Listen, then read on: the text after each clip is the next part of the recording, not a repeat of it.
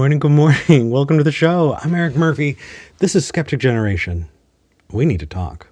Hey, welcome. It is December 8th, 2024. Oh my goodness. We're getting close to the end of the year, everybody. Thank you so much for joining me. I decided that I was going to pick a topic for today that is really skirting the line. I feel like I'm more and more tempted to skirt the line every single episode, and I'm totally okay with it. So thank you for joining me. No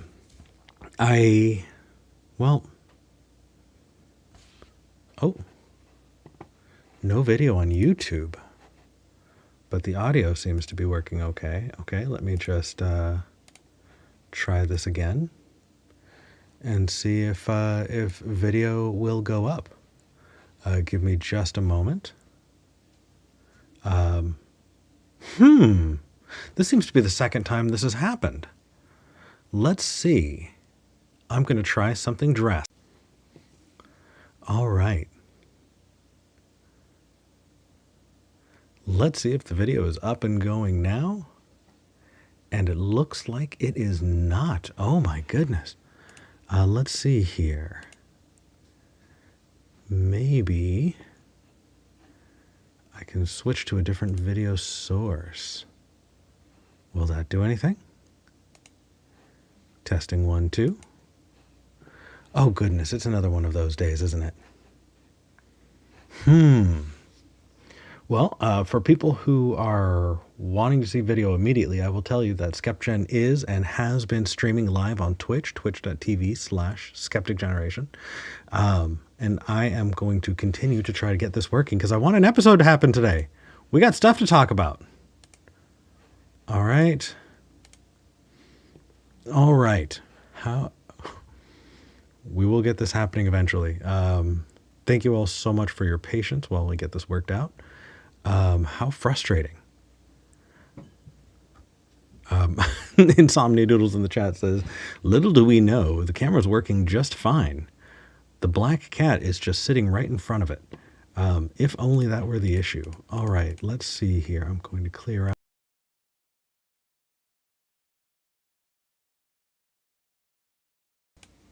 the video signal, and we will see if that fixes anything. Why is YouTube doing this? This is where I wish I had a live producer.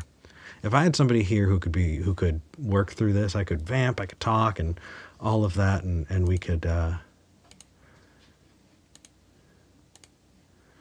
do our best that way. But I'm going to attempt to switch over to a backup server, and we'll. All right, reconnecting. Testing 1, 2, testing 1 and 2. We will see what YouTube thinks. There's still nothing out.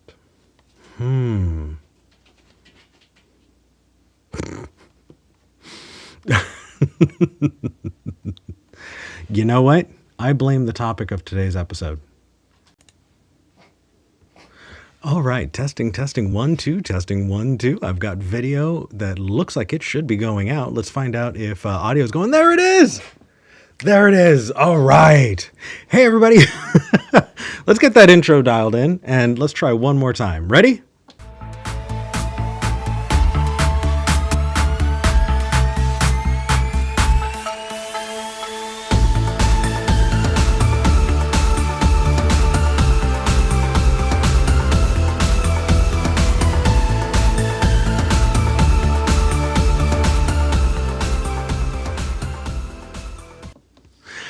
Hello, welcome to the show.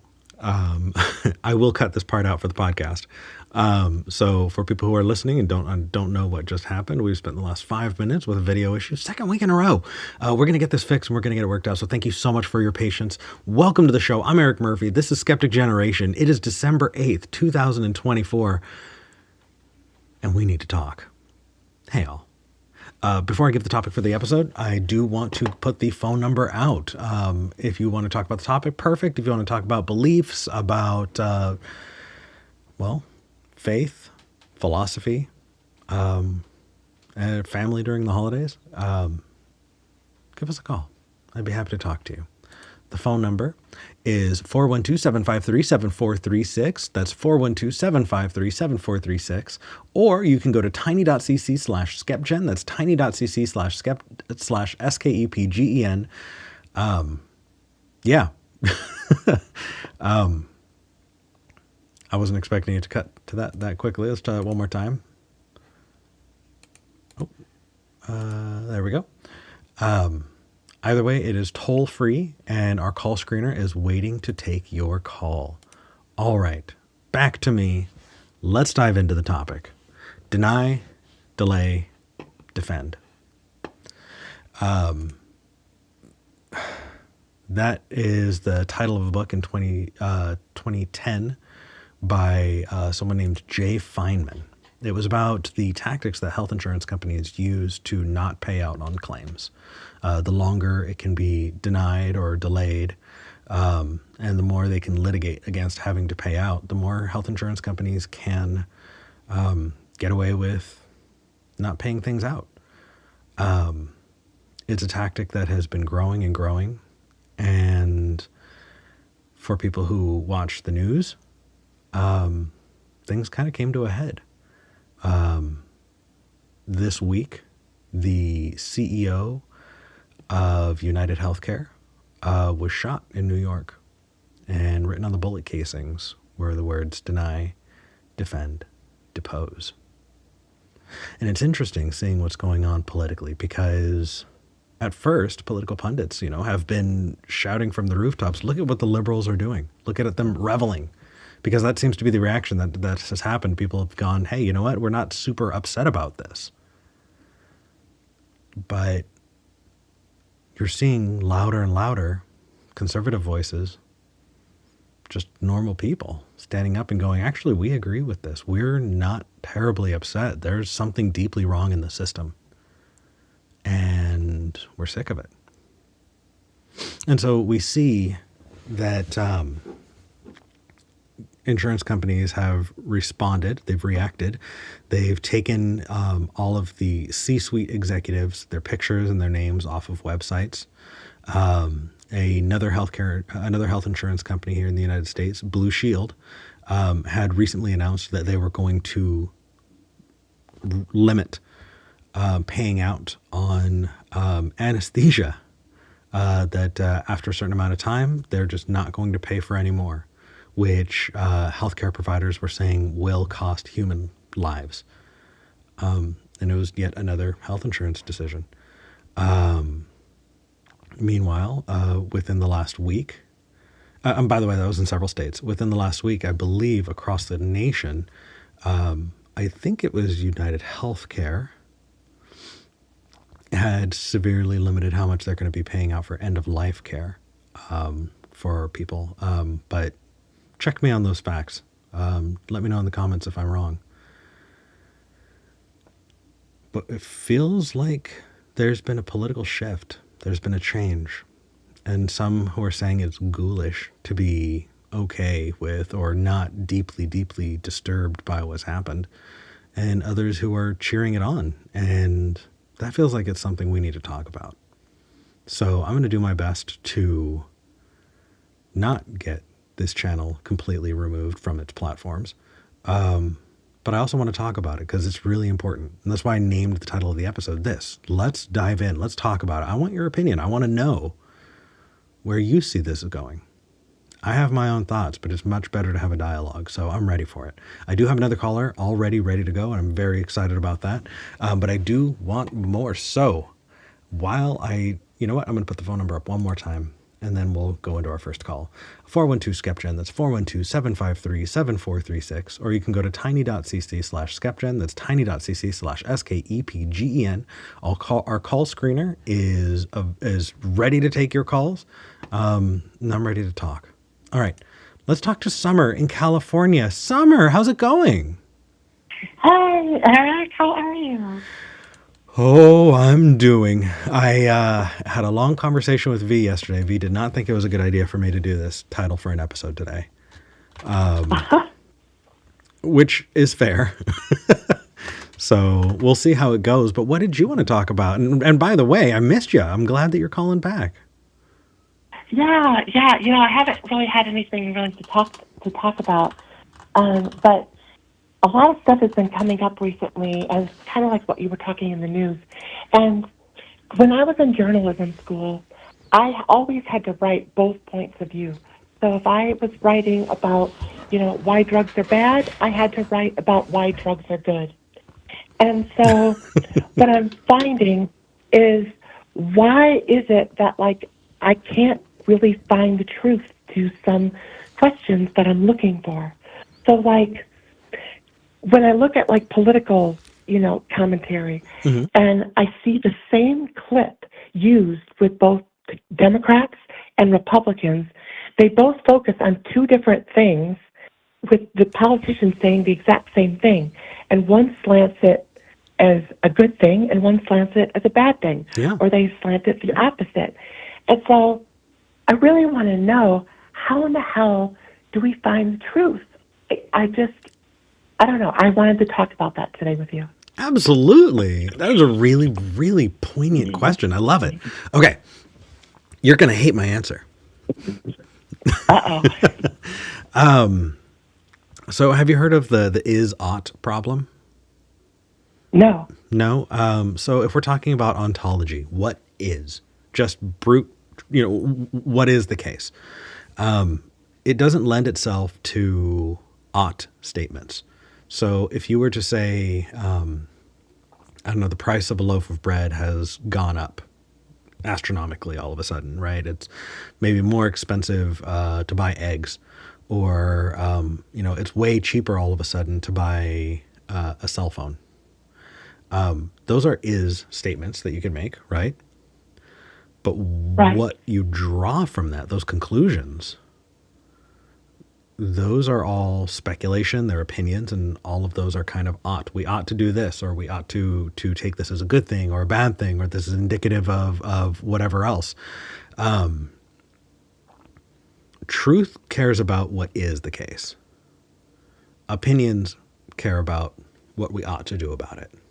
And so there is no truth when it comes to those oughts. Not in some grand way. What we need to do is we need to decide what kind of society we want to live in, what world we want to live in, agree on what that is, right? And often, for most of the people who watch this show, we choose secular humanism. And, in a secular humanist world, we want to minimize suffering and to maximize human flourishing. And under those under those kind of guidelines, then we can say we ought to do X, Y, and Z. So I don't know. It feels very boilerplate, but really, ultimately, if you're looking for the truth between opinion statements, there's not one. What you need to do is you need to decide what values are important to you. Interesting. So let's run through a scenario. My friend was protesting Thanksgiving because of the millions of Indians that were killed when when, like, Columbus and all of us started coming to America, right? Mm-hmm. But then when I look at the other side of what the other side is saying, the people that, like, say, well, Indians used to kill herds of buffalo by letting them run off cliffs, and there were tribes that were cannibals, and and they created a lot of murder as well. So when I start thinking about the word alternative facts, and it's just very confusing. So I don't feel like, when I push back on someone and I try to play devil's advocate, it seems like these alternative facts pop up, and I don't know how to handle the discussion any longer. Yeah. Well, that's a really interesting example that you gave. Let me take this a step back. What's your goal in that example? Is your goal to what? To so let me reapproach this. Does it matter if people had positive or negative opinions about Native Americans, First Nations peoples when it comes to talking about Thanksgiving? Do you need to have positive or negative associations with Native Americans to celebrate Thanksgiving? No. Okay. Does having negative opinions about Native Americans make someone want to celebrate Thanksgiving more or less? Well, I guess, yeah, let's talk about that specific question. Yeah. Because if someone thinks that, you know, that yes, it was bad enough to not celebrate it, but then there's the other side of the coin where people say that we should celebrate it. Mm-hmm. I think we have to get to the truth of why someone would think that why we shouldn't celebrate it. But the truth of why someone would think that is just an opinion, and there's no real big capital T truth statement there. We can talk about their rationalization, their justification, what's important to them and their values, but is it really a truth statement if you're asking someone's opinion? You're right. Yeah. But that view is taken so harshly that they alienate people from each other, and maybe I think the willingness to look at the other counter argument is a problem that we have in society, where they don't want to hear or listen to the other counter argument. Well, and if that's the case, then they're not arguing in good faith. If somebody, because they're just talking at each other, and you can't force someone to listen to you. And so at that point, it's kind of a lost cause. But I feel like it misses the point to argue about whether or not Native Americans were nice. When you're talking about, like, it doesn't make any sense to me that would be it. Now, I do understand why people would want to not celebrate Thanksgiving, because not because, hold on a second, let me rewind.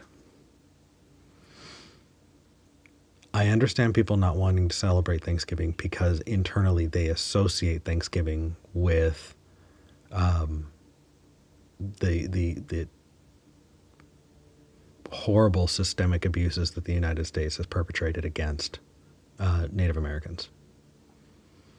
And that association has made it kind of bitter in their mouths. And so they have trouble celebrating that because they can't separate those things. And that's understandable. That said, I don't think they're doing anything profound. They're making a personal choice not to celebrate Thanksgiving because, it doesn't feel good for them anymore. But I don't think they're doing any grand, thing. I think, if anything, they're just signaling their political views for people to agree with them or not. Right, yeah. But don't you think, though, that it has something to do with the truth of, like, maybe they didn't really look into, what what it was from the other side of the coin? Or, I don't know. I guess I just want to know this answer. How do we get to the truth to make the best decisions to move our society forward? We need to agree on what our values are. Yeah. I think that looking for the truth makes no sense without that context. And so Right. we need to decide, I don't know. I think if somebody wants to make a political statement on Thanksgiving, then get involved, go volunteer, go and help support or raise awareness of issues that are facing First Nations peoples. If that's the value, then let's do that. But getting into an argument with somebody on Thanksgiving, it just doesn't seem like it's helping anybody. And it definitely doesn't feel like there's any truth statement there. It's just people arguing with each other because they want to signal whatever political affiliations they have. Yeah, how do we get to the truth? Capital T truth. The truth only cares about what is, not what ought to be. Right. So do you think that we'll ever get to the truth of why the CEO was murdered? Well, I don't think that there's a capital T truth there. I think there's an opinion. And I think that it's the opinion of the person who murdered him. Who, by the way, would absolutely be played well by Timothée Chalamet. If you've seen the pictures, if they ever made a movie.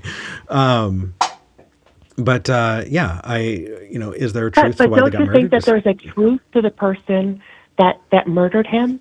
I mean, he thought or she thought that there was a truth to why they did that, but I mean, was it their opinion?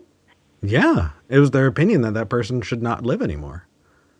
It was their opinion that they, for whatever reasons that they have, they decided that they ought to do what they did. So there wasn't a truth to why he was murdered. It was an opinion of why he was murdered. Yes, it is a truth that he was murdered. It is a truth that it happened. But the why is human. The why is something we give to things. Nothing has intrinsic meaning. We're the ones who provide them. And if we're giving things... Oh, wow. That makes so much sense, Eric. Yeah. So we can't expect to find meaning in the wild. We're the ones who apply it. I never thought about it that way. Wow, that opens up so much more for me now. I know, and it's so uncomfortable. It is deeply, deeply uncomfortable. The more it's going to open up, the more uncomfortable it's going to get. Right. But there is kind of beauty there too, because you get to decide whether or not something is meaningful. Something small to someone else can be incredibly important to you. And that's...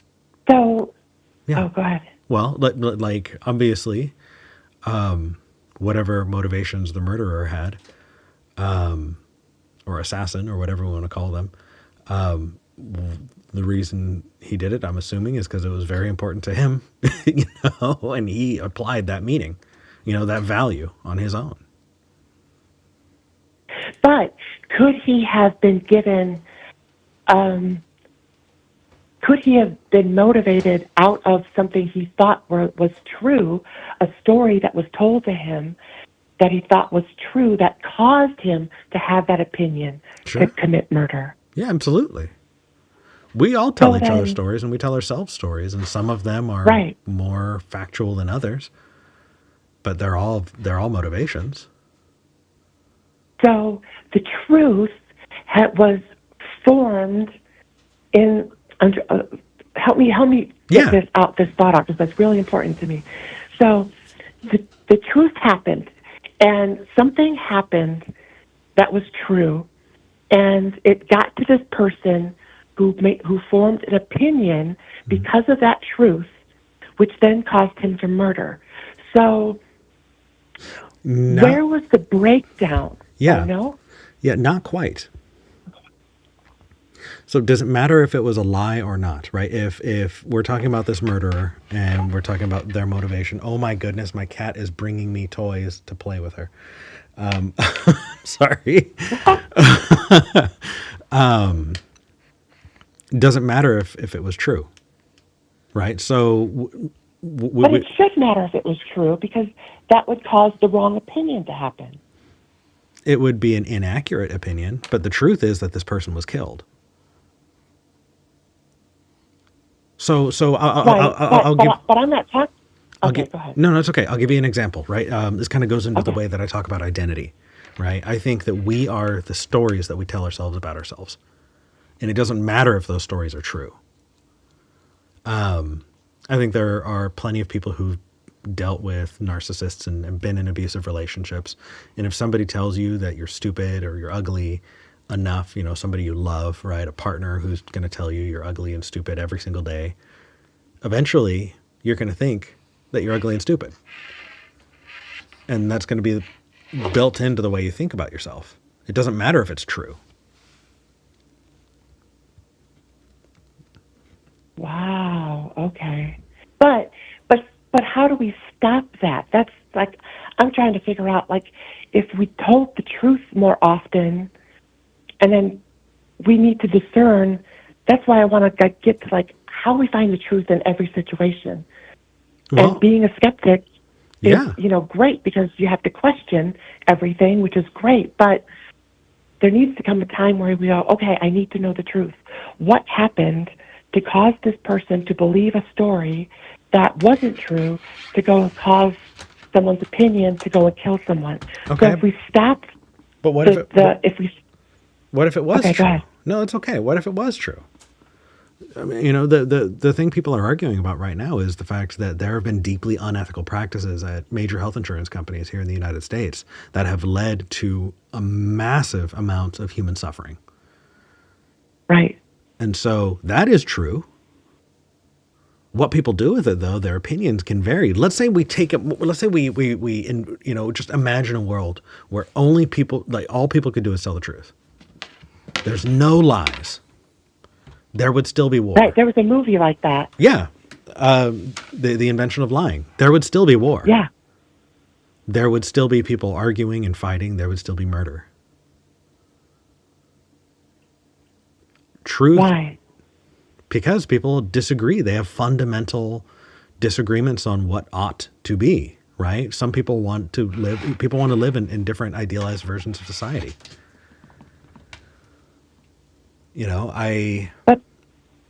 I've gotten into plenty of arguments with people who genuinely want to live in a fascist society. They want to live in a militarized society that enforces its will on the people through force. But if those people lived in North Korea, they would change their mind. Maybe. Or maybe they would be enforcers of the government. Would they? I mean, I can't believe that that person's value system would be changed, or would it be changed if they were to have experienced living here and then go to a place like North Korea? I think that fascism can have a lot of flavors. It doesn't necessarily need to be North Korea to be fascist. And I think that Summer, are we around the same age? I'm 52. Oh, good. Okay. Do you remember what they used to say about Mussolini? That Mussolini was an asshole, but the trains ran on time. Did you ever hear that? Did you ever hear about? Yes. Yeah? Yes. That is a defense of fascism. Right. Right? Yeah. So to say and nobody... to say no one would agree with fascism in your own lifetime, you've interacted with people who were pro-fascism. They make excuses for it and try and justify or minimize the damage of fascism. Right. So no amount of empathy or truth statements is going to change that. Instead, what we need to do is we need to have a rational argument. We need to say, what are your reasons? What are your justifications? And then we need to agree on what our values are. And then we need to decide, okay, now we have these values. How are we going to put them in place? And how are we going to make a better world? And those are all argumentation. Those are all, I'm sorry, my cat is just going bonkers. It's not about giving them the facts. It's about agreeing on the kind of world we want to live in. So then a way to build a bridge with someone on the opposite side of our political views is to start talking about our values first. It is, and I feel like that is a problem that a lot of atheists have. A lot of atheist skeptics on the internet think that you can own the other side with facts and logic. And the fact is, facts don't have a whole lot of sway on opinions. Right. Exactly. Yes. And so, Yeah, because when I was like yeah, I grew up in a Christian nationalist family, and it didn't matter what facts any Democrat told me, I didn't listen, even though even though it might have been true, I wouldn't have listened. But if they would have maybe approached with values, then maybe I would have listened. What do you think? I mean, that sounds pretty similar to my journey. It was a change in values that caused me to question things and go, wait a second, why are we doing it this way? It's not getting to our goals better. Right. Right. Yeah, I think, So go ahead. finding capital T truth is a way to do that is to start with our values between each other and have that discussion first. Yeah. And then when it comes to truth, just make sure that truth is doing what truth is supposed to do. And that is, you find the facts of the case, but there is no fact statements about opinions. Right. All right, we're done. Like, I'm happy with that answer, Eric. There's more, though. I'm going to give you a little bit more. Okay. Rationalization and justification. Those are your tools when it comes to discussing opinions. So, I'm sure you've heard, the word rational get tossed around. This is rational, it's irrational. But do you know what rational means? You tell me. It means internally consistent. Isn't Okay. that awful? I thought rational had to do with facts and evidence and truth, and no, it's just internally consistent.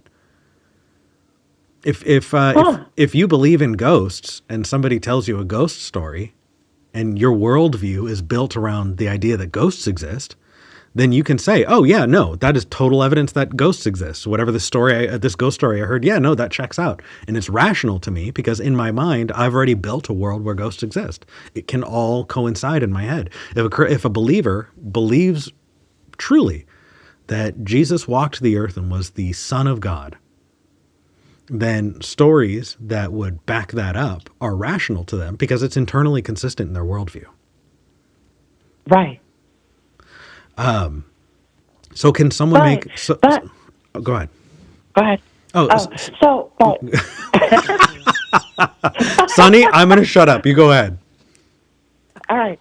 But we take that worldview and we go, listen, we're two human beings talking about this problem that we're having, this disagreement of opinions and rationality.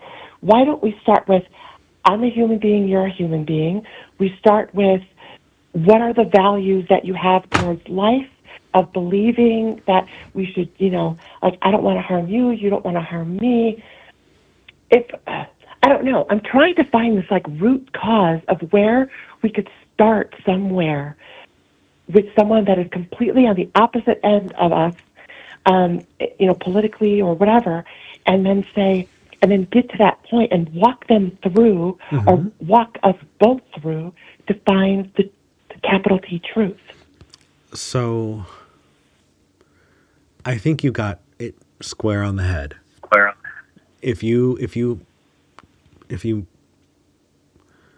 let me take a minute. For some reason, I'm so interested in jumping to the second and third part of this conversation that I stutter when I'm talking about the beginning.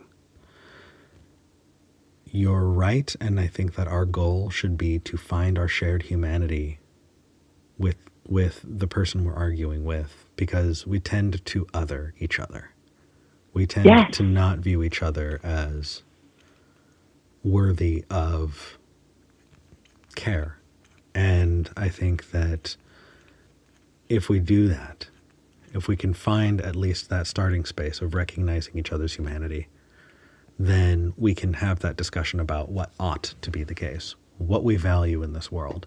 And then if we decide together that we value well-being, we value minimizing suffering, then you can find the truth. Then you can look for what is the case, because you have an ought to apply to it. Exactly. You got it. Summer, you got it exactly. I can't wait to like watch this over and over again and like write down some notes because like this has been bothering me so much. And I recently called in and talked to some folks on the line apologizing about my views about trans people, and it was me starting to think like, all right, well, why, we start with all of a sudden like we want to like put these restraints on people, and then we got to go back to like, well, why do we want to do that in the first place? Yeah, if people want to point towards truth statements before you've even agreed on what ought to happen, then there's no truth statements that are going to be useful. Exactly. Yes. Yeah.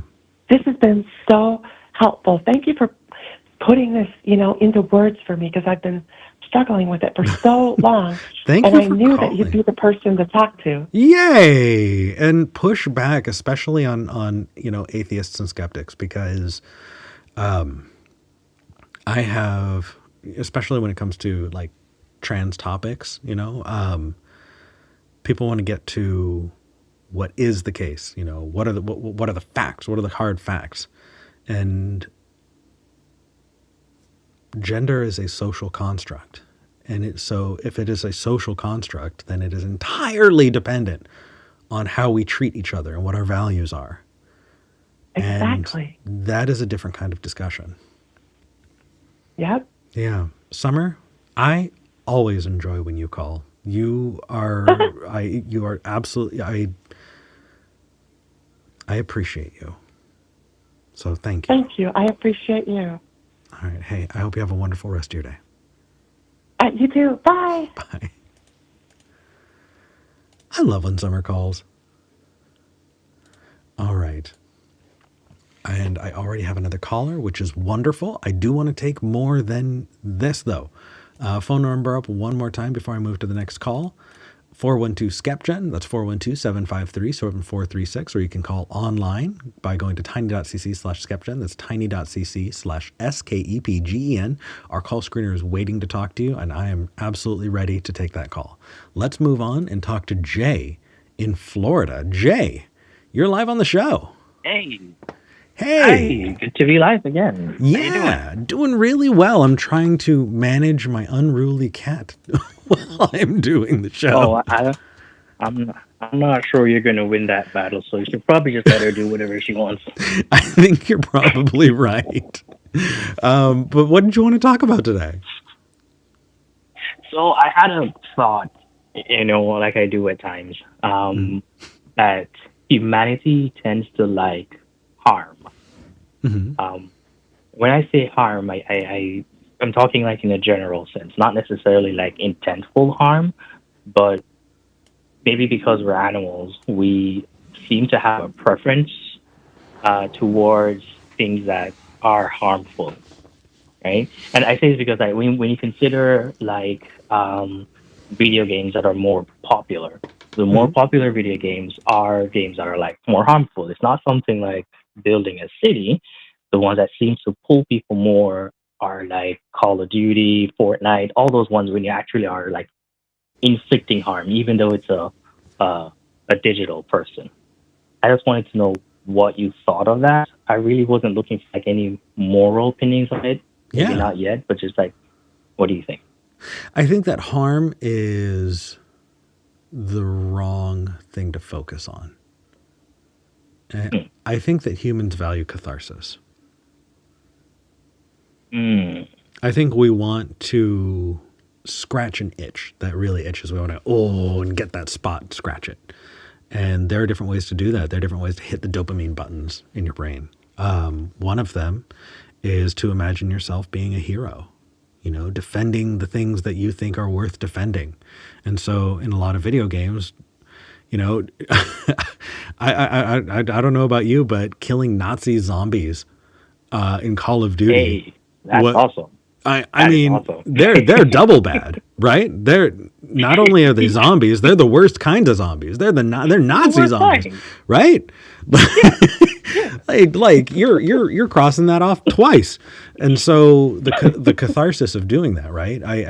It's interesting, those games really took hold after 9/11.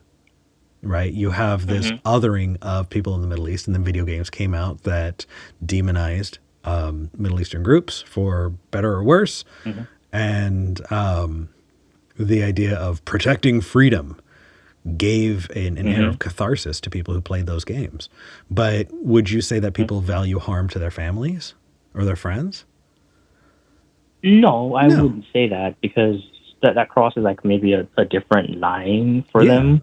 And I think the catharsis is probably the right way of looking at it, because in everything that we look at it, it's really is like a release for everyone, right? Because I play games that are like harmful, quote unquote, or cathartic in that way, but I'm not necessarily going to be like sniping people in real life, because I don't want to do that intentionally, right? Yeah. But it was just something that I was like thinking of. I was like, I'm not sure how to frame this or where to put it in my story. Like, I know you said it a number of times, and I agree. We are the stories that we say to ourselves, no matter if it's true or not. Yeah. So I've been trying to figure out, focusing less on what is like empirically true and more focusing on what makes me the best person overall. If that makes sense. Can I take you down an edgier path that this gets that this takes me to? Yeah, okay. Sure. So the death penalty. You think about somebody who's going to receive the death penalty is giving that is killing this person, right? Who's on death row. And let's just say, for the sake of argument, they are guilty as hell. Let's say we're talking about, I don't know, Ed Gein or, some serial killer. I would say that we are doing that entirely for catharsis. We're doing it for emotional reasons. We're not doing it because it's not going to unkill the people that they killed. Right. We're not doing it for any kind of justice or anything like that, or any equalizing of the scales. We're doing it for cathartic. Yeah. And I mean, I would say catharsis and justice and feeling like those are all tied together. It can be justice. We just need to recognize that justice is subjective, and justice has a lot to do with being in our feelings. Capital punishment it is all about feels, and that's harm. And also, depending on what your opinion is, it could be a good thing. Just for feelings. It's weird that... Go ahead.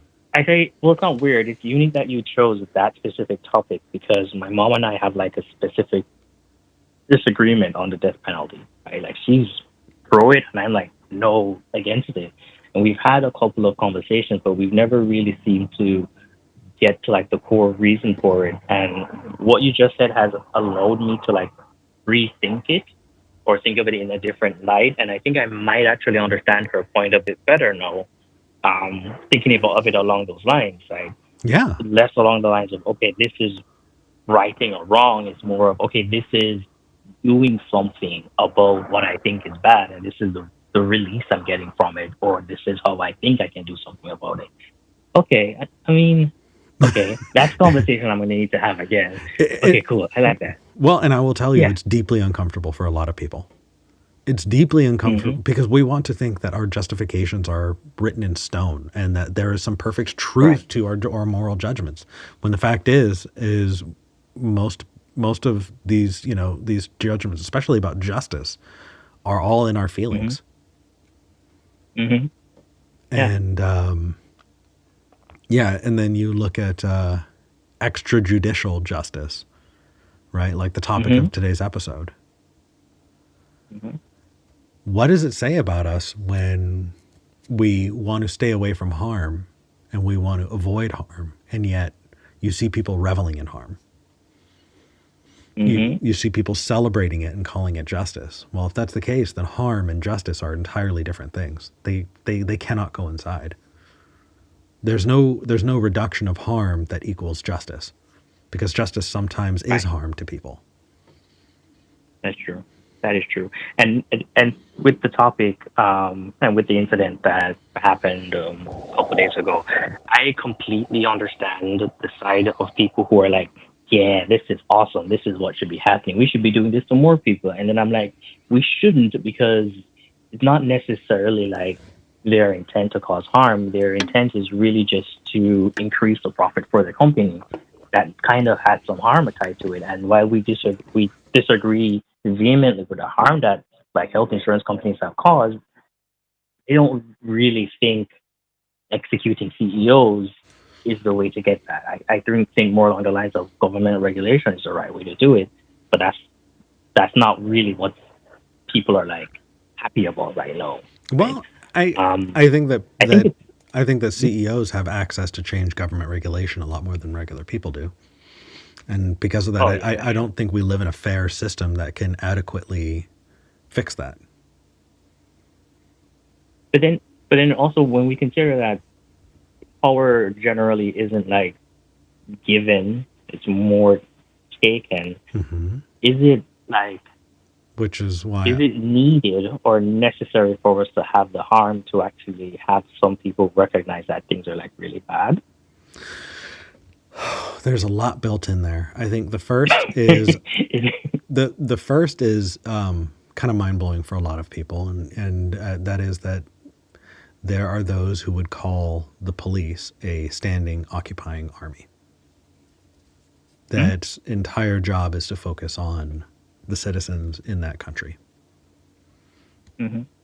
It is a justified, allowed use of physical force against the citizens to keep the powers that be in power.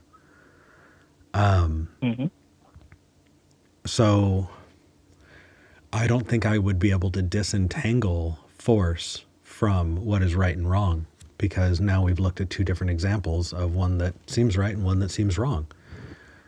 Right. I think that force is a tool, and those tools can be used for good or bad. I think that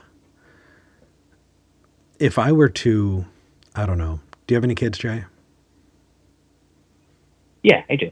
Okay. If I were to just almost an adult. So. Okay. If I were to just, regularly walk up and punch your kid, and you, I mean, those would give me some very bad feels. They would, and you walk up and you punch me in the face, and I say, "Hey, I didn't want you to punch me in the face. I just wanted to punch your kid." Well, guess what? There are consequences to my shitty behavior, isn't there? Mm-hmm. And not all of those consequences. Like you took action to defend your child, and I think that's okay.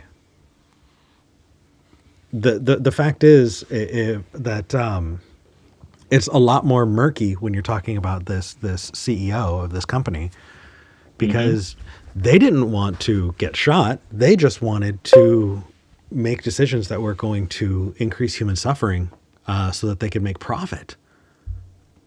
Right. That's right. Like their biggest focus is the profit, and it's not necessarily that they wanted harm to themselves or to like their family members necessarily. No, they just wanted to do harm to other people in order to get profit. Mm-hmm. And so how dare they get consequences? All they wanted to do was make money. All I wanted to do was punch your kid in the face, Jay. Why? How dare you hit me back? I mean, but then there are consequences to that, right? So I guess the question we might need to focus more on is what should the consequences be for a company and or CEO that willingly causes harm or increase human suffering just to increase profits? That is the conversation we need to have. What should the consequences be? Should it only be social consequences? Should it be lone gunmen who go out and do something like that? Or should the government say, hey, it is against the law to increase human suffering for profit? That's what we should be having those conversations, because it would feel a lot better. I think it would be just and be justice to see people held accountable for increasing human suffering for profit. Right. Yeah, and I'd agree there. Yeah, I don't think that a lone gunman should have done what they did.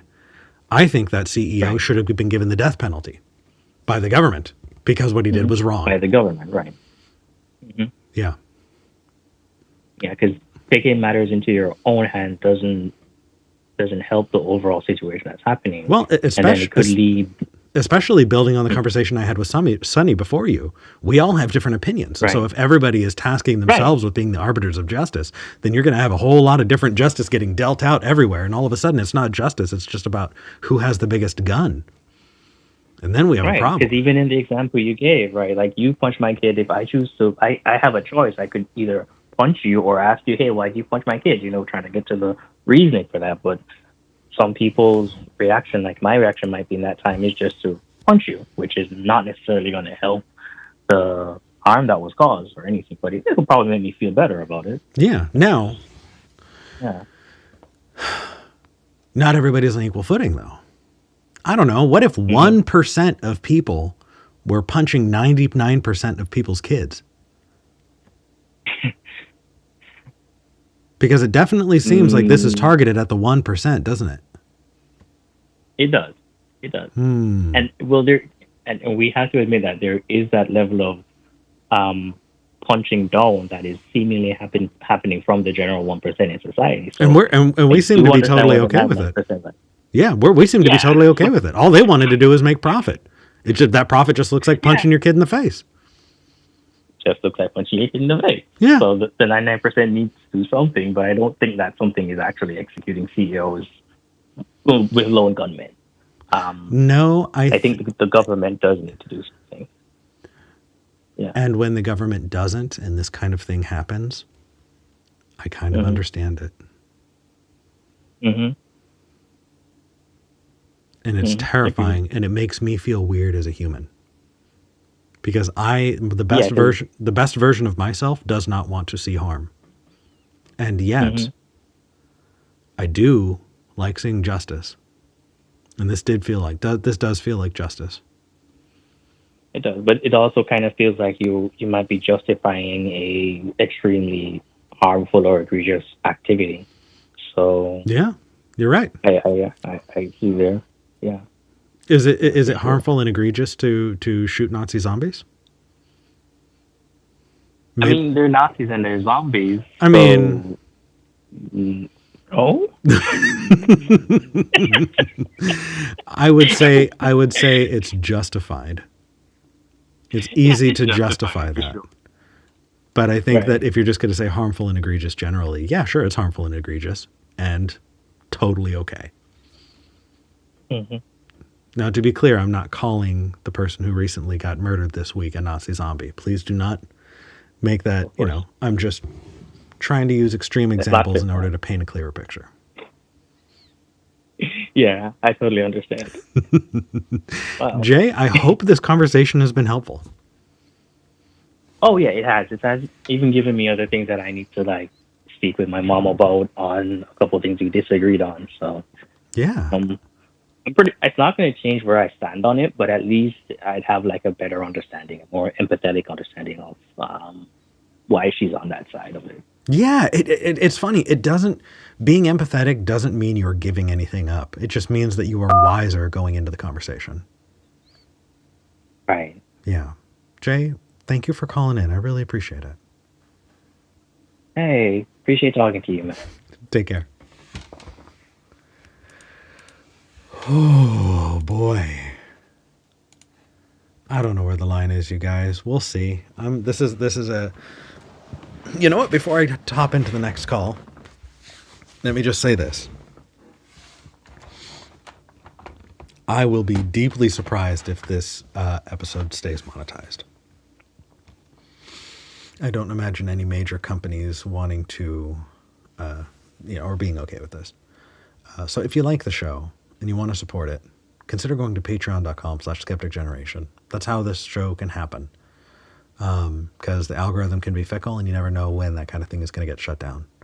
I know it's the Christmas season and a lot of people have needed to drop out of Patreon, and that's totally understood because they need to take care of friends and family, and it's a rough season. But if you can, that really does help. Patreon.com/skepticgeneration. And if you can't, hey, there is a thing you can do. Hit the like button, hit subscribe, share this out with other people. Let's get the word out so that this channel can grow organically. All of that helps. We've been growing very, very slowly. And I am happy to see the growth, but I know that we can see that spike. We just need to share. And I really appreciate that. All right, moving on. Let's talk to our next caller, Alfred in Texas. Alfred, you are live on the show. Oh, looks like that. Now I can. Sorry, that was my fault. Alfred, how are you doing? Good. How are you? I am doing well. Thank you for calling in. What's on your mind? I just really wanted to test out an idea. So I'm sure you know there are many, many arguments that are made for the existence of God. Yeah. And speaking for myself, when I was young, I hear about Aquinas' 5 proofs for God, 5 different proofs. Yeah. And I'm probably not the first person to go, well, wait a second, 5 proofs, you only need 1, right? You know, if you've...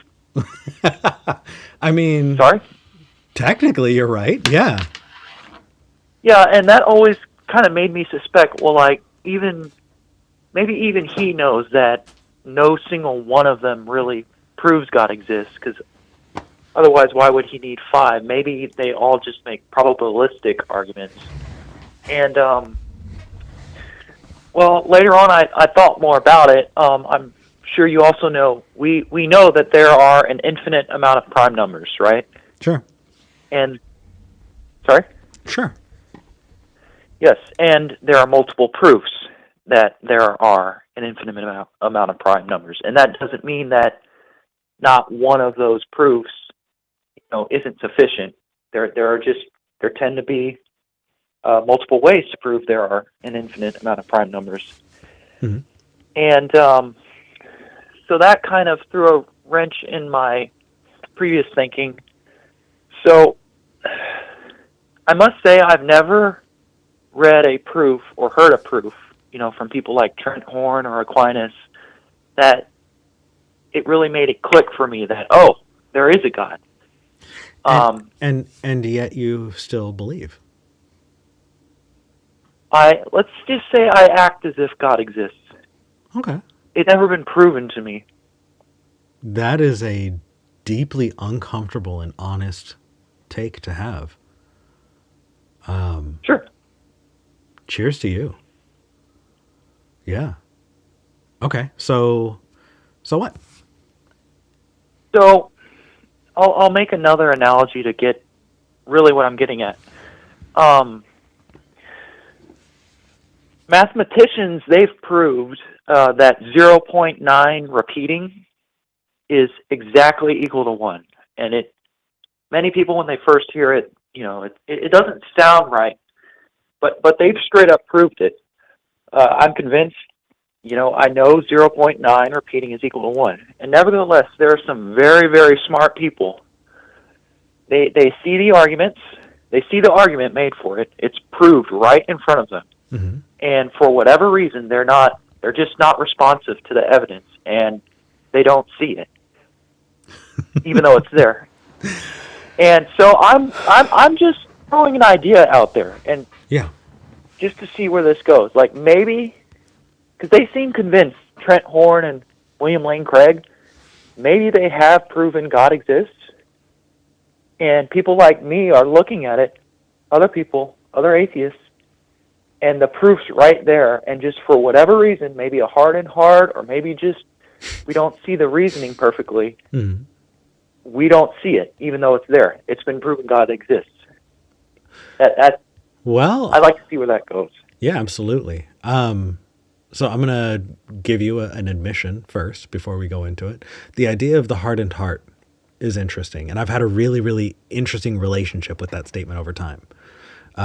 Because, obviously a hardened heart is, referencing back to the Exodus and the idea that Pharaoh's heart was hardened against the people of, the Jewish people, and he didn't want to let them go. Well, they weren't Jews at that time. They were Israelites. Israelites, right. Thank you. Well, they weren't Israelites yet because they hadn't settled in Israel. But I guess so. Hebrews then. Yes, Hebrews and Shebrews alike. They were not. Pharaoh's heart was hardened against them, and so, as a believer, I would look at non-believers and think, "Oh, they are just mean. They just have hardened hearts," and it was a good way to kind of excuse them away. And And once I became an atheist, I got really pissed off. I was like, quit saying heart is hardened, because then you're not listening to the words that I'm saying. You're just trying to give an excuse not to listen to me so that you can have your own reasoning for why I don't believe. And you're not listening to what I have to say. And I was really upset about that. And then I got to spend time with other atheists. And I'm telling you right now, there are some atheists who call themselves atheists because they are still Christians, but pissed off at God. That's interesting to hear. Isn't it? Isn't it? Like they straight up in their hearts think or know God exists, and they're pissed off at him. And so they call themselves Satanists or whatever. Like I've met people like that. Well, and so my understanding is that most Satanists are atheists. It's just like a big middle finger to, devout Christians. Like, hey, I love Satan. Most, absolutely. Most? But there are people who believe in that kind of crap, and I would still call them Christians. But you're talking to me, and you're talking to people in a skeptic space, and so I will tell you right now that I don't believe a God exists, and I don't think my heart is hardened. Sure. That said, I do have my suspicions. Have you heard of the phrase thought stopping technique? No. No, neither had I until I was way out of the faith. But I was given a lot of thought-stopping techniques in church. Ways for me to shut down my brain and just say, okay. And I can give you a couple. One of them was, if I had a question, then, hey, Alfred, how dare you question the Lord's plan? Your brain is too tiny. You are just an insignificant speck. And so how dare you question the perfect plan of our Lord God? You do not see the grand tapestry of the universe. And so you could not possibly understand the justifications that God has for, what happens. I'm sure you've heard a version of that. Yeah. Sure. Yes. I don't know about you, but that sounds a lot to me like, hey, shut up, quit talking about it. Stop thinking about it. Yeah. That's a thought-stopping technique. Okay.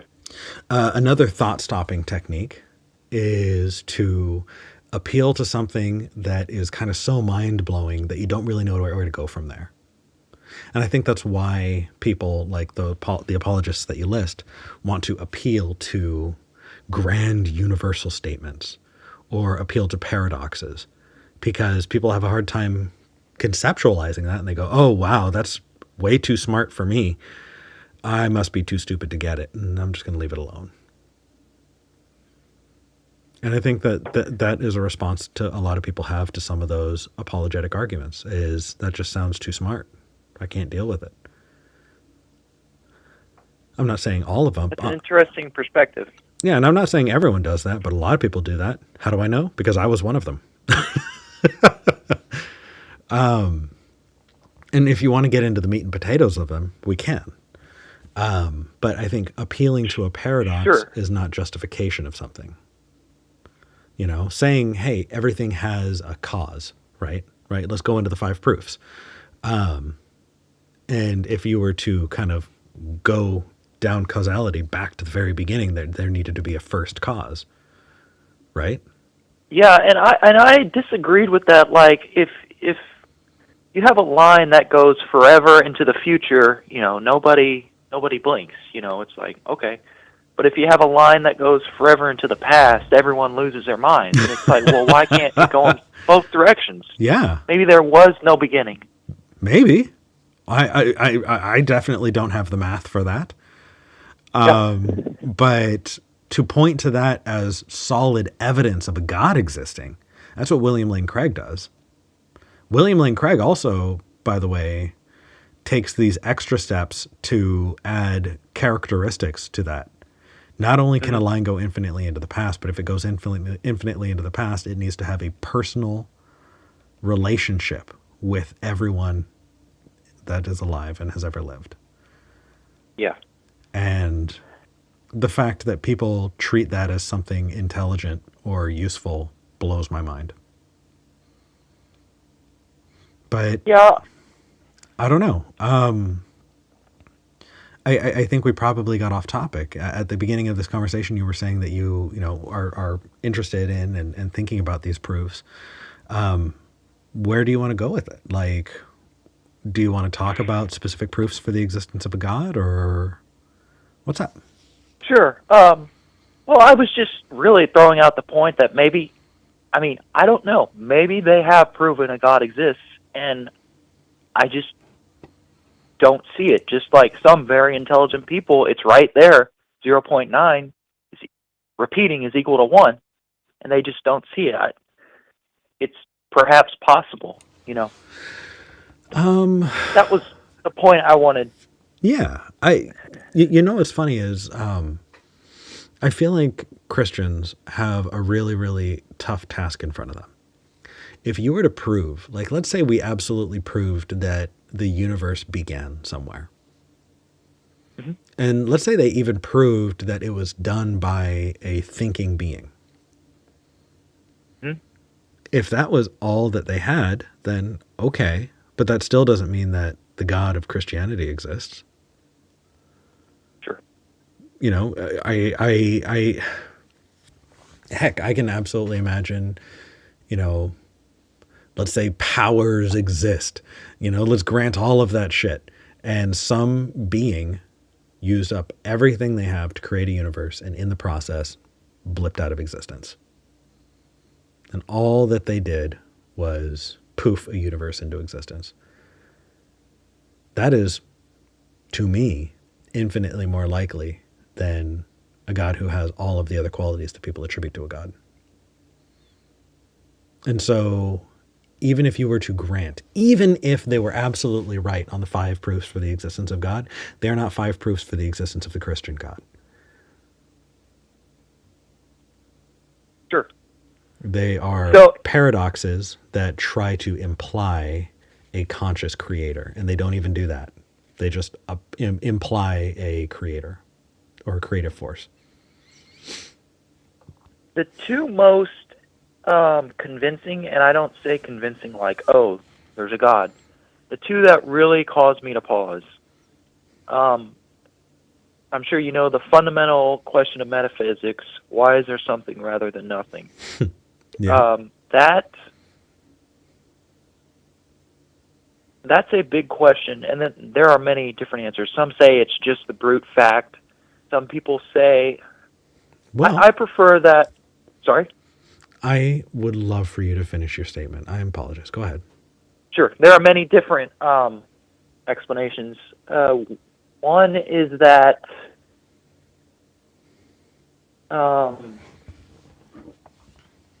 nothing is a logical impossibility. It's impossible for nothing to exist.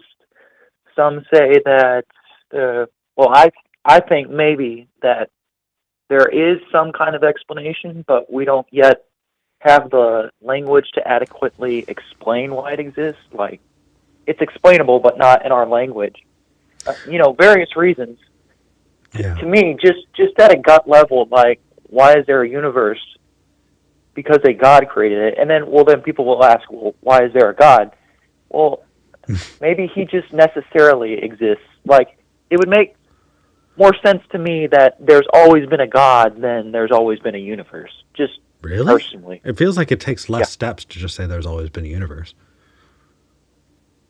What qualities does the universe, have that make it, for you, seem that it always existed? So again, I feel deeply, deeply underqualified. And so at this point, I feel like I'm pulling it out of my ass. So be gentle, okay? Sure. I think that the idea that a universe could be just created by some unknown power, that there's just, I don't know, you go to the universe store and you pick up the supplies and you make one over a long weekend. Like, I don't think that there are mechanisms for that to be consciously created. Sure. And because of that, I think that you're already implying that a universe is happening. And so I would want to eliminate as many extra steps as possible. And it feels like it's an extra step for it to have been consciously created. Now, I think the more interesting thing you said is the fundamental question of metaphysics. Why is there something rather than nothing? That is a fundamentally ridiculous question to me. Why?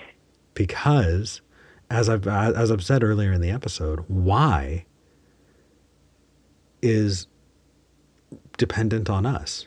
We give things why. We are the givers of value. We are the givers of purpose. The universe is purposeless and indifferent unless we decide that we are going to give it some kind of value. And so why does something exist? Why is there something rather than nothing? Who cares? The question that I have is how? How is there something rather than nothing? And I feel like that is a better question that Christians are trying to answer. How is there something better instead of nothing? It sounds like you're in the brute fact camp. Not quite. Here, the thing is, if we were to, argue about why doesn't impact how. Does it? I think it does. Really? Yes.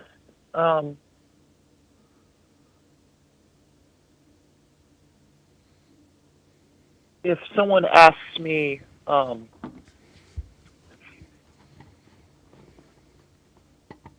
why are you taking that baby to the hospital? It would be, the answer would be to make the baby healthy. And that would inform what the person thinks about how I'm going to take the baby to the hospital. Sure. And all of those are implying thinking beings. Right? Why does a mountain exist versus how does a mountain exist? How are those two statements different? I guess why gets at the origin of it. No, how gets at the origin of it. Why gets at its purpose. And purpose is something that we create. Oh, I see. Okay. Do you get what I mean? I think I'm starting to. Yeah. So if I say, how did that volcano happen? Then I can look into, okay, how do volcanoes happen? What are the circumstances around which a volcano will, pop up? Why? Yeah. So when I think of why, I think of what are the causes that brought it into being. Yeah, that's how. Okay. And how did the universe come into being? That is a great question that I really hope someone smart enough will be able to figure out. But why? If I again move away from the universe and just talk about a volcano, if I'm asking why is that volcano there, that's implying who put that volcano there? What were they thinking? Why did they think it would be a good idea? Okay, I see now. Okay. Right? And so if you're applying that to the universe now, why is that there? Implies that there's an intent there, that there's a utility there that somebody went, I'm going to create a universe. But how gets us kind of more, that how feels like it's just describing what we're talking about better than why. I like that. Yeah. Just the way it's really asked the question, and they're atheists often talking about this question. When they ask why, they're not trying to sneak in a God or, a conscious cause. It's just, I think they're asking it the way you phrased it, maybe a little better. I think you're right.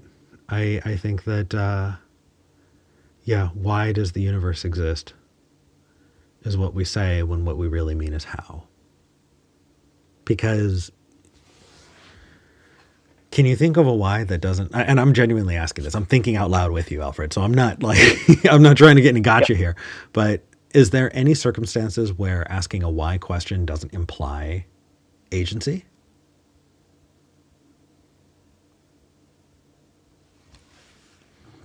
Well, it depends what you mean by why. Well, I'm differentiating it from how. So okay, well then no. No, it always. Well, I mean, I had a book growing up that I loved. It was called Tell Me Why. Did you ever see that book? Nope. No, it was wonderful. Why is the sky blue? Why do birds build nests? Why do beavers build dams? All of those are how questions. How is the sky blue? How do birds build nests? Well, actually, birds, there's agency, right? Why is the bird doing it? Because they want to, lay eggs, because they want to establish a place where they can comfortably and safely sleep. But yeah, I think if you start drawing that line between why and how, you're going to get to better conversations. All right, I appreciate that. Thank you. Absolutely. Can I ask you one more thing? Can we do this together? The proofs of the existence of God, when we're talking about why, are they actually talking about how? Well, I mean, like I said, they're trying. People who try to prove the existence of God, I think they're trying to.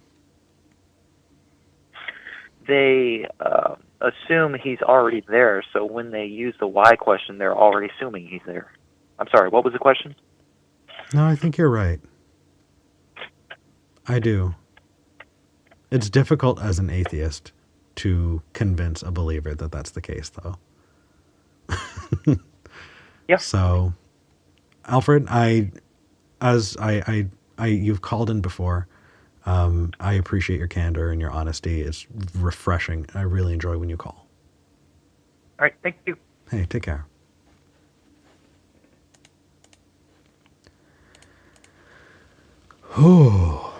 All right, I'm going to keep the lines open for a little bit longer. We do have open lines, and if we wind up needing to wrap up, totally understandable. I do want to talk for a little bit, though. But before I do, let me put the phone number up there just in case. It is 412-SKEPGEN. That's 412-753-7436. Or you can go to tiny.cc/SKEPGEN. That's tiny.cc/SKEPGEN. Our call screener is waiting to take your call, and I would love to talk to you. That said, let's recap a little bit. I do feel like I'm really, really glad that the topic of this episode is something that the calls have kind of really centered around, right? We used this as a launch point, right? Deny, depose, and delay. Deny, defend, depose. There was a really significant political event that happened. A CEO of a health insurance company was shot this week. And that CEO since then has been very closely tied to deeply unethical business practices that insurance companies have made in recent years in order to maximize their profits.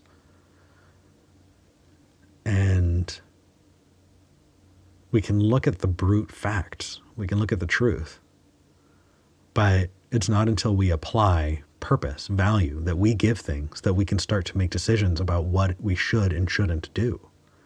What do we value? Do we as people value profits over people? And if that's the case, then CEOs and major, billionaire corporations shouldn't have any consequences. But if we think that valuing profits over people is vile, if we don't want to live in a world where that's the case, then we need to create a world where there are consequences to that. And I think the best version of a world where there are consequences to that is where that is illegal. And if there's a disparity between the wants of the people and the mechanisms of government where that is illegal, then we have work to do, you guys. We have work to do. I want to create a world where it's illegal to put profits over people. And seeing people jump ahead is sad, but I think understandable. I don't know. Maybe that's radical of me. I haven't had any callers call and say, "Hey, Eric, that's very radical. You're on the edge. Come back to the center." But the funny thing is I don't even think that it's political in the way that we talk about liberal and conservative, Democrat and Republican. It definitely feels like those people who depend very much on their jobs to get health insurance, and depending on their health insurance to be able to cover them when they're in need, is apolitical. It's about people. It's about us recognizing in ourselves and then seeing across the aisle, oh my gosh, the other is having the same problem. We're recognizing that we have this need. What do we do about it? What a potent thing to all of a sudden, out of nowhere, while everybody's freaking out about politics, we're finding something in common.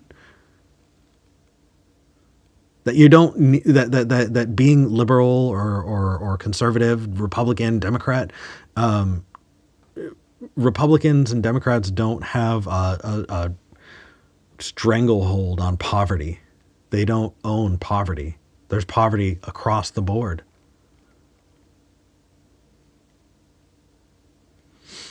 There was a point in time when Republicans also stood up to big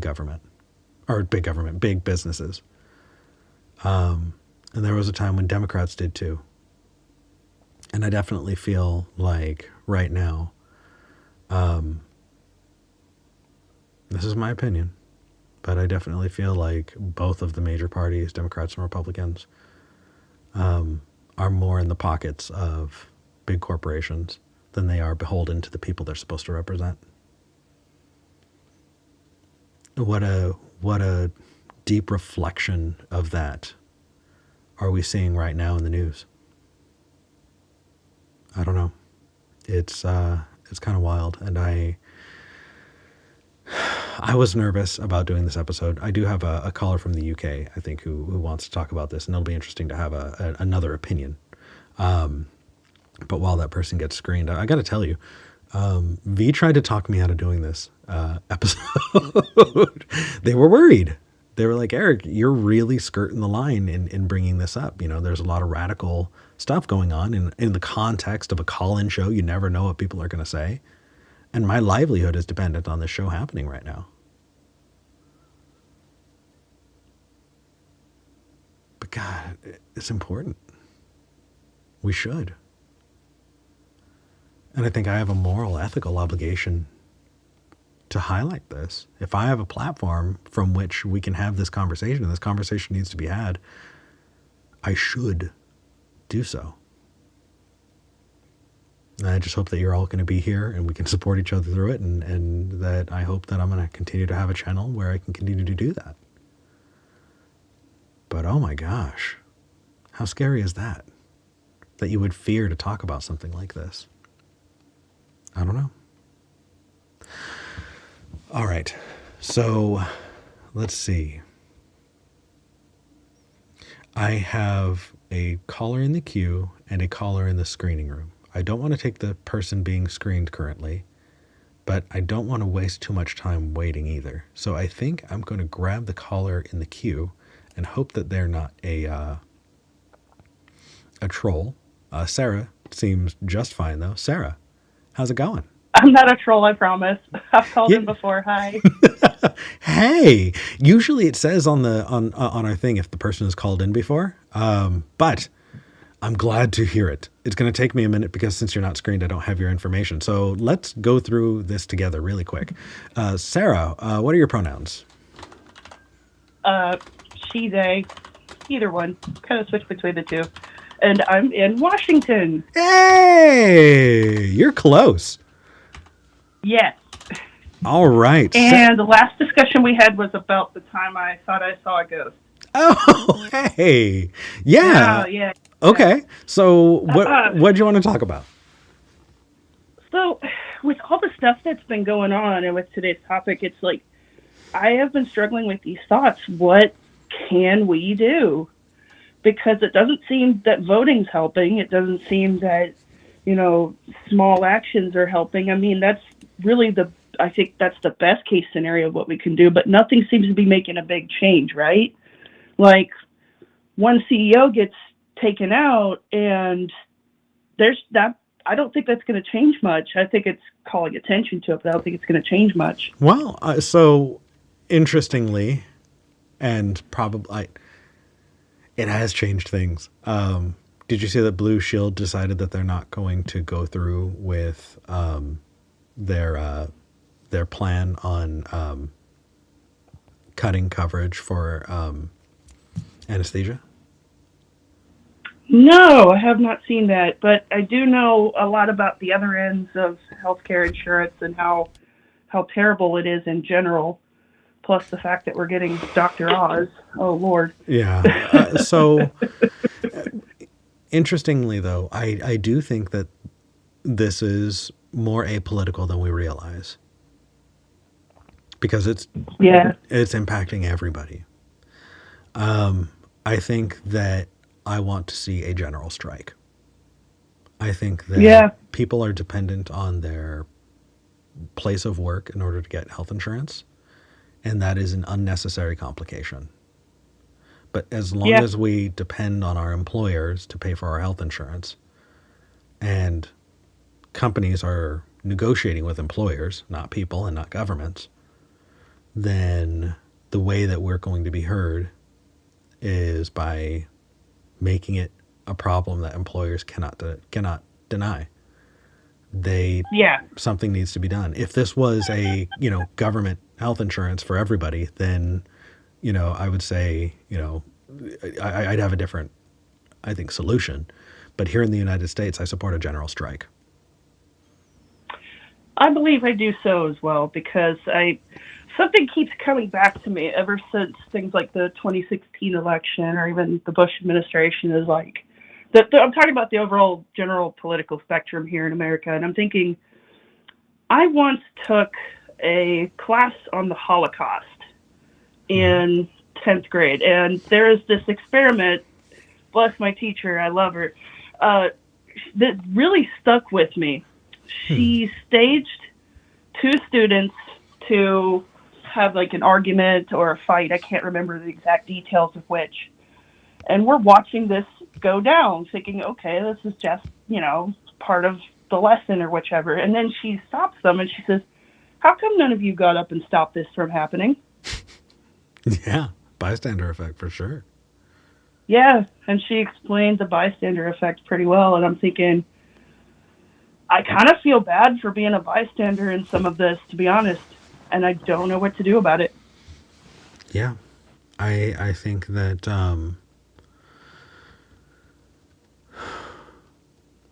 these mega corporations headed by billionaire CEOs employ huge amounts of Americans.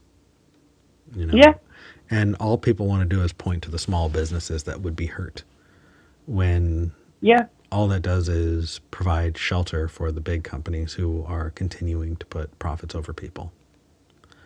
And I work for a company that's not nearly as big, but it's pretty big. And the guy at the top, super rich. But the thing is, though, he's like maybe like 3 or 4 people away from me because it's that small. Mm. But they go in, they're claiming they're doing all this charitable work. And yeah, they are. They really are. Every quarter we're doing some big charity drive with sales and everything's great.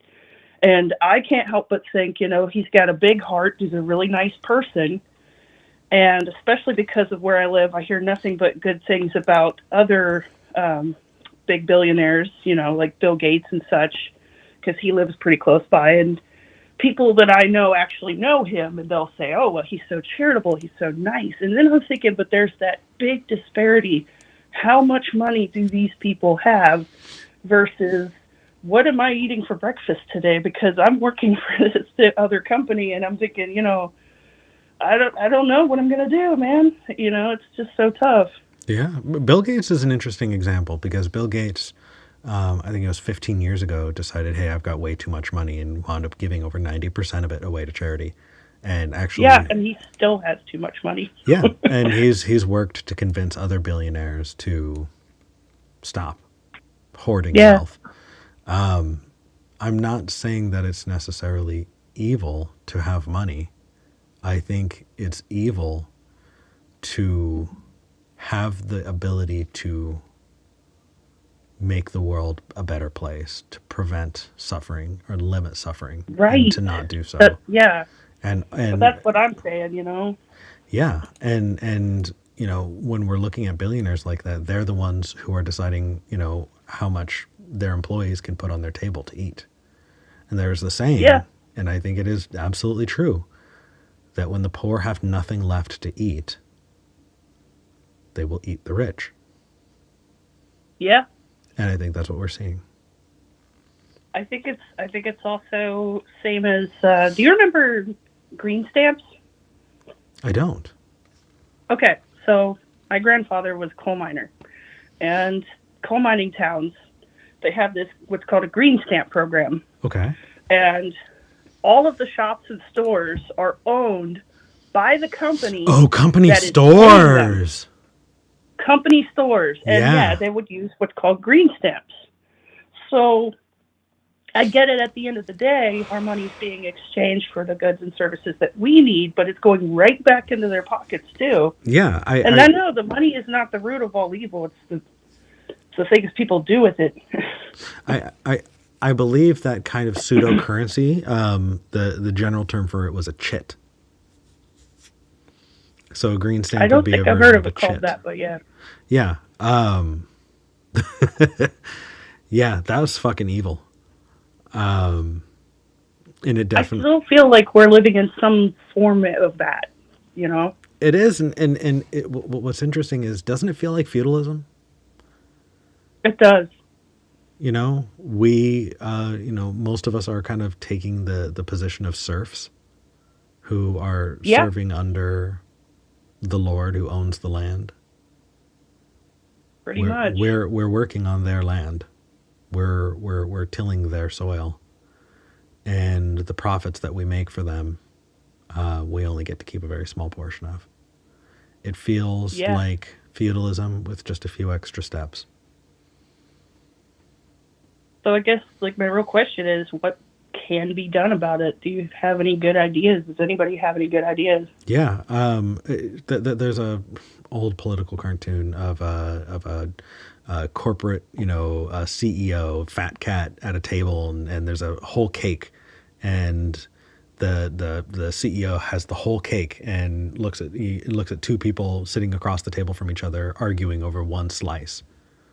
You know, I think that we need to find solidarity with each other, and we need to support Yeah. each other. I don't think this should be a political issue. It shouldn't be. I think that we need to support each other and have a general strike. Yeah, I think so too. And I think Because my first thought is, if I get that kind of money, if I get stupid FU money, I'm going to start helping as many people as I can, because this is messed up. yeah, You know? but that's also tied into something really, really screwed up about the foundation of our country. It's funny, people talk about the Declaration of Independence and the Bill of Rights as something beautiful and amazingly written. This was written by 20 and 30-year-olds, you know, 250, 300, like, it's Wealthy nice. landowners. It's That only nice. wealthy landowners could Yeah. vote for. But it's deeply flawed. And there's this puritanical concept of charity being something that is personal, that people give charity personally, and they need to rely on the pity and generosity of others in order for charity to happen. But that's not how all societies have done it.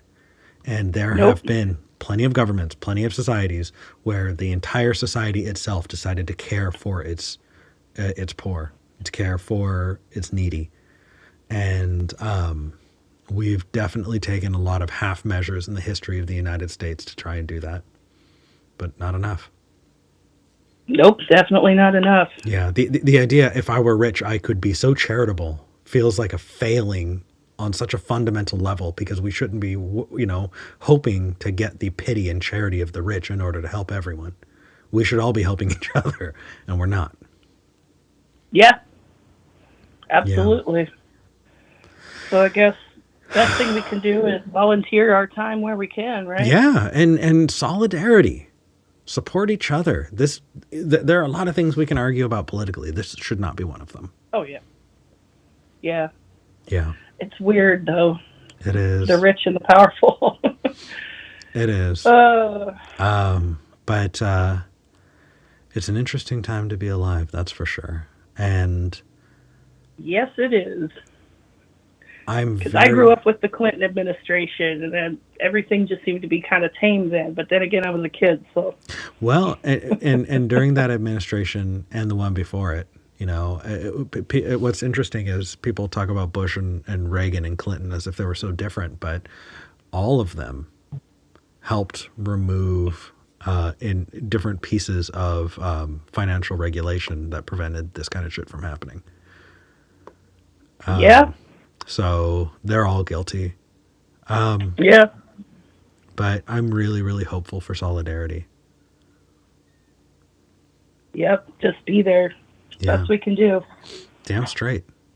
Sarah, you are a friggin' sweetheart. I love talking to you. I appreciate you. I appreciate you. Take care of yourself. Will do. Thank you. Mm-hmm. All right. I'm going to hold out for Tim in England for just a little bit longer. I'm not sure if I'm going to be able to hold out for them for too long, though. We will find out. This has been a good episode. I love that I feel like I can depend on this audience to have really good calls and not get me demonetized or kicked off the air. So thank you for your charity in this. I love it. I appreciate it. And I know this is a more, I don't know, it's a smaller audience and it feels more intimate. I really enjoy it. All right, let's talk to Tim in England. Tim, you're live on the show. Hi, Eric. Hello. Doing well. I'm interested to get a non-United States opinion on things because holy moly, it all feels so contextual to where I'm at. So what's on your mind? Talk to me. Yeah, no, that's kind of where I'm at as well. I mean, from an outsider, the whole thing does look a bit bizarre, I'm honest. Because my understanding is that it's a big kind of a debate of whether or not healthcare should be provided by the state or privately. And yeah, I mean, I don't understand why people would vote against having access to healthcare. It seems a bit counterproductive, in my opinion. Yeah. Oh, boy. There are so many pieces of it, and it's frustrating. I think that part of it is that people put a value judgment on like just general well-being. Someone is more or less deserving. You need to be deserving of healthcare. You need to be deserving of food. You need to be deserving of shelter. And if you don't meet what somebody else thinks of as deserving, then they want to take it from you. And I've definitely talked to people who have advocated against their own access to healthcare because they don't want welfare queens to get it. Okay, but how is that different to, say, like the police service or the fire service? I mean, would you say, like, well, that person doesn't deserve to be protected by the law, or this person doesn't deserve to be protected from fires? Why is it somehow a special case? I mean, it's the same with education. I mean, sure, I think education is free for you, isn't it, for everyone, I believe, over there? Yeah. Yes. And, I mean, I think. Well, yes, here's the funny thing is, yes, and when that got instituted, people were pissed. Yeah. Are they still pissed, though? No, and they take it for granted. Yes. Yeah, social services it's really, really interesting. I think that we are conditioned to view this as a zero-sum game, and I'm guilty of this too. I carry this assumption that there's a limited amount of resources and there's not enough to go around. Okay. And I think that that's at the crux of it, is people are worried that if everyone got access, then no one would have access because there's a limited resource and there's not enough to go around. I would half push back on that. Why? Okay, so it depends. Because I'm not taking that position. I'm just telling you how I. Oh yeah, that's fine. Okay, go ahead. Yeah.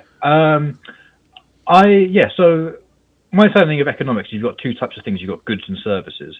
So goods, yes, I agree, especially natural resources. So things like land, energy, materials like metals and stuff. Obviously, that's a limited amount of that. There's only so much of that can go around. So the more somebody has of one thing, that's something that another person can't have. But I don't think that's necessarily the case with services. And also, I would argue that, that with regards to services, having good healthcare actually increases the number of services as whole. So obviously, the more people who are healthy, the more people who could be working and providing services. So I mean, think how many services are lost, both within the healthcare system and all other parts of the economy, due to people who can't work because they're unwell, or whatever reason. I mean, it's actually overall it's better for the economy, surely, if the workforce is healthy and able to work. But that's not how people view it. I don't know about you, but have you spent much time with very, very wealthy people? I don't think so, no. I mean, how do you define very, very wealthy? Having a net worth over 5 million. I don't think so. I, for a while, got involved with doing video work for startup companies, CEOs, and angel investors who have more money than sense. Okay. And so does actually mean they're rich, though? Yes. And wait, say that again? Sorry, I'm saying it's a joke. So if you say, like, just because you've got more money than sense doesn't mean you're rich. Fair, but you know what I mean. Okay. Yeah, I know what you mean. Yeah, so there's this implicit idea that having more money means that you are smarter and wiser. Mm-hmm. And there's a deference given to the wealthiest that is there because they think that if you have that much money, you have worked harder and earned it more than anyone else. Yes. And they are internally consistent. They are rational with their own view of the world when they say that if you're poor, you must deserve it. Does that kind of tie into... Sorry, go on. And further, the more vicious piece of that is if you are sick and you cannot afford, if you can't afford it, it's because you are not a contributing member of society. And so I think that there are a lot of people, carry this inference that the poor don't have anything to offer society. And what if they don't want to work? Because if they don't want to work, then you're not contributing to the workforce by making them better. Okay. But then... that people are at the bottom because they deserve to be there is what... Sure. Yeah. Okay, but going down that logical route, why does that then, like I said before, why does that not apply to, say, the police force or the fire service or education? If they're not worth looking after medically, I mean, what's the point of educating somebody only for them to be too ill to work? It kind of defeats the point, surely. Yes and no. I've definitely talked to people of different kind of political ideations. I think that it's definitely... people have definitely made the case that public education is simply to prepare to prepare the workforce. And so, look, what's a bummer is I don't think that I have a differing opinion that you can push up against on this one. I think we're on the same page, and I wish. Yeah, no, we are. Yeah, I wish that we could have somebody who disagrees so that we can push up against this, because it feels like we're jerking each other off a bit. Yeah. Well, should we move on to... I was thinking about talking about... Oh, sorry, I'll let you finish your thought, sorry. No, I was just going to say, and I don't mean that as a bad thing. I mean that just in general, that, you have people who agree with each other just continuing to agree with each other. I want to push back on people, but those people tend not to call in. It's hard to challenge your own worldviews. No, exactly. I agree. I mean, the question is, like, well, what should be paid for by the state and what shouldn't be? I mean, and there have been some extreme cases like the Soviet Union, for example, where it's everything's run by the state, and that doesn't work either. So, I mean, the balance is somewhere between where you have everything that's a complete free market and everything that's completely run by the state. Neither of those are particularly good situations. It's about finding the right tool for the right job. Yeah. In my opinion, I think healthcare, for the most part, it should be run by the state. There should probably be some private elements to it, but for the most part, it's funded by the state because the state looks after the people, and the healthcare system is there to look after the people as well. So it should be a tool of the state in the same way that the law enforcement and the fire service and education system is. It's the same kind of thing. So interestingly, I've had a discussion with some anarchists who had a really, it feels like a novel opinion to me. And it's that we should give people the ability to opt out of the government that they're in. Okay. I think that if people have the ability to opt out, then I think they can select themselves into where they want to be. And I think that would make a social contract more of a choice and less of a, something necessarily forced upon you. And I think that would solve it, I think, in a way. The downside of it, though, is kind of terrifying. Just imagine, there being non-government zones, between the borders of different countries. You think of, Robin Hood times and the woods being a scary place. Do we want to go back to a world where that's a thing, where there are highwaymen in between, established lands? That's scary too. I think what you're saying was the case. Actually, a good example with like the Robin Hood example, that was actually the case because the term was actually outlaw. They were somebody who was outside of the law. They weren't like confined by it, but at the same time they weren't protected by it. Yeah. So they'd go on and kind of live out in the woods and just do whatever they felt like doing. But then the problem with that is then it's the whole point of like why we have a tax system in the first place. It's a kind of a way of evening the playing field a little bit because the people who say, for example, wanted to.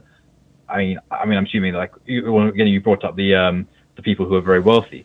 They can quite easily pay for their own healthcare, and it's like, well, they're putting more into the system than they're getting back in those benefits. But the problem is, if you have a system where people can just opt out of being part of a country, then what's stopping those people from kind of saying that, and then saying, okay, I don't want to be part of this. Though just thinking about it now, I'm thinking out loud. The problem is though.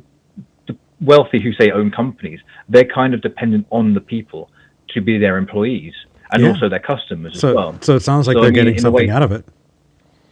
Yes, exactly. Though I guess it's just kind of how long term they're thinking. How many moves ahead they're thinking. Are they thinking about just looking after themselves, or are they looking about their own employees? Well, and their own customers as well. So. And also, how deeply have we failed if that's the conversation we're having? If the conversation is, if the conversation is, well, should I be an asshole or should I give a shit about another human being? And the question is, well, what do I get out of it?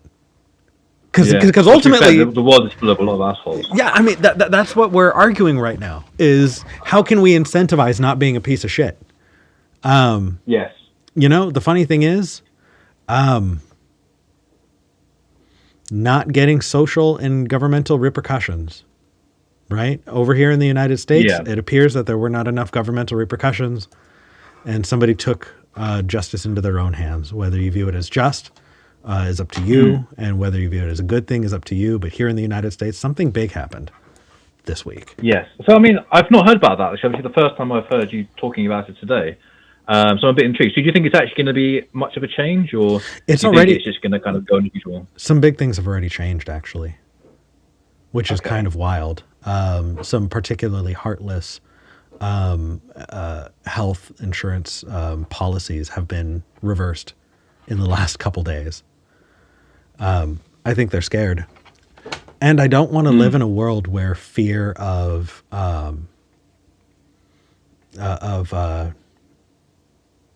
what's the word? Repercussions? Not repercussions, but fear of like the Punisher style, vigilantism. Thank you. I don't want to live in a world where vigilantism is what people require, because that's not a world that's sustainable. And so Okay. I'm bummed about that. And at the same time, though, I don't know. I'm hopeful that this is something that can lead to solidarity, that this is something that can lead to people supporting each other and recognizing that we need to see systemic change. And I don't think that moving to a single payer healthcare system is necessarily going to fix anything. It just means that who we're mad at wouldn't be billionaires, it would be government officials. And cool, be mad. But ultimately, what we need to do is we need to find solidarity and recognize the importance of caring for each other's well-being. Isn't there also more of an economic argument? Because I've heard that medication over there is ridiculously expensive. Well, here I think I'm not sure this is the case, so don't quote me on this. But I think a single dose of a prescription is like £10 or something that will last you maybe a couple months. But I heard something like insulin is like hundreds of dollars over there. Yeah, I have ADHD, and when I'm lucky enough to be able to get it, I take a medication called Vyvanse. Vyvanse is over $300 for a 1-month prescription. Ouch. Yeah. But then that's the whole thing, because my understanding of it is because the NHS is bulk buying medication for everyone, then they can kind of get cheaper deals on it. So and it's kind of, I don't know the thing, but I think the problem is there are certain people kind of putting their hand in the pot, and they kind of, yeah. I mean, I don't know the economics of it, but I think my understanding of the American system, it puts the prices up, so it actually makes things a lot more expensive than they need to be. Yeah, I you're absolutely right. That is how it is. And also, moving to a single payer healthcare system, while it may be better in negotiating for affordable prices on medications and things like that, can ultimately still be abused, and can still be used as a bludgeon against the people who depend upon it. And so that's kind of why I'm trying to dive into that deeper question of what do we owe ourselves, what do we owe each other, and what do we value as a people, and how do we support each other in being able to get that, especially when it comes to basic needs like health, food, shelter, because we're not there yet. No, I mean, I think I've always thought that a lot of the problems that humans have is the fact that we're these like wild animals that effectively have evolved to live in small groups of 150 or so. And now we found ourselves in the relatively recent past all living in these like huge cities, all trying to get along with each other. And I think that a lot of that kind of our questions, and actually a lot with justice as well, kind of we have this kind of monkey brain kind of telling us what's just and what's not. And our brains don't really understand how we can live in this kind of huge society that we live in. Yeah. Because you're talking about vigilantism, and I agree it doesn't work on a modern term, but I mean, go back a few hundred years or so, tribal society, that was justice. No, because tribal societies had their own version of taking care of things. There are ancient, tribes who had decided together what they were going to do, but they had different kinds of punishments as well. Like, one kind of punishment that we don't have is banishment. Banishment was a big deal. Banishment was potentially a death sentence because you relied on your community to support you. No matter what you did, you can't do everything for yourself. And it was a hard, rough life. Banishment is not something that we can do anymore. We can jail people, but that's not banishment. No. I mean, it's kind of banishment for society. In some respects, it's the same thing. I mean, again, because it depends what you mean. So what are you trying to do with banishment? Is it a deterrent, as in, like you said, it's a death sentence? Or is it just like, go away, you're too much of a burden to society, we don't want to deal with you anymore? So it's like, that's kind of what prison is. Prison is kind of removing certain individuals from society.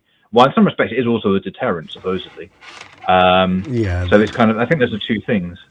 I think that the best version of me would be able to give you a really good breakdown on banishment versus incarceration, because I think there are really big differences. And if I had the time to really think about it, I think I could give you a really, really good breakdown. and my unmedicated ADHD butt is trying to deal with a cat who wants to play with me right now. And I'm just not. What's her name, by the way? She's had a couple of names. So when we adopted her, because she's a little one-eyed black cat, we were going to name her after Empress.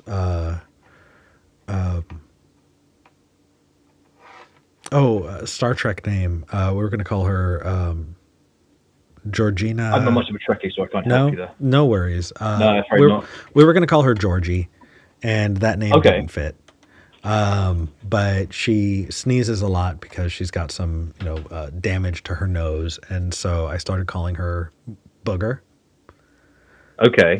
In Spanish, which is moco. Okay. And that kind of is what stuck in our home. So my partner and I call her Moco. And the chat, because they remember when she was called Georgie, chat calls her Georgie. So I don't think she cares what you call her as long as she gets pets. Fair enough. Tim, I really appreciate talking to somebody outside of the United States because it feels like there's a fundamentally different conversation. You're coming from a place that doesn't have the same issues, and I appreciate the different perspective. Thank you. Sure. Hey, thank you. Thank you for doing the show. I mean, it's great talking to you, man. Hey, great I really talking to you appreciate too. Take care of yourself. Take care, man. Bye. Can you guys believe it's already been 2 hours? Oh my goodness. This has been a good show. I'm really happy about it. I think I want to read some super chats though, while I still can, and let's get into it. The first is Sean Isherwood. Sean, again, sent 2 super chats and regularly does. Thank you, Sean. Sean says, I left a message or 2 on your Discord's chat. In short, I don't know if I should call in about logic. The maths is too complex to be verbal. I think where you want to go, I've done a good bit of reading. This is maybe not the platform because I do want to have these conversations, but these are in a place where I kind of want everyone to be a part of it, right? I want to take everyone on a journey together. And if you need to have a master's degree in mathematics in order to follow, then what's important to me is try and make this accessible, I feel you on that, and I do have maths questions that I would love to talk to you about. If you would like to hop in the Discord, I have a question about measurements that I think would be really fun. But yeah, it's tough. Tippy Tappy Tutar. Sent £1.49. Thank you. Sent a little cat emoji.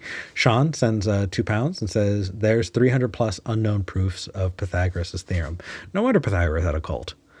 John Klein sent $10. Thank you, John. Says, here's for that extra mic so V can come join us soon.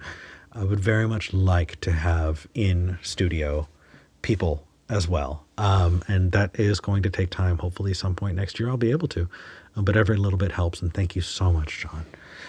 Jen Graham sent £2 and says, Giorgio is the Empress. Thank you, Empress Philippa Giorgio.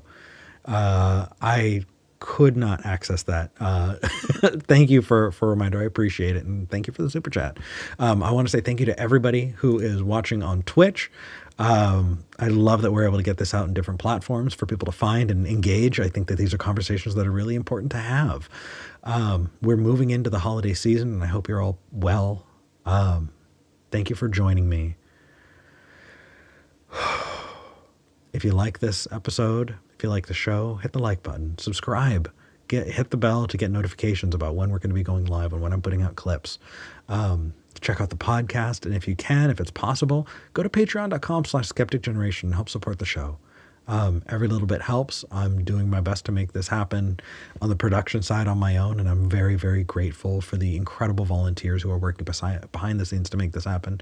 So thank you so much to the volunteers who are right there in the live chat and who are screening the calls and making sure that the Discord is going. And I appreciate all of you. I put their names in the after credits. Take a look. They're incredibly important, and I really appreciate them. I'm happy to see you next week. Thank you for joining me. I'm Eric Murphy, and I'm glad we had this talk.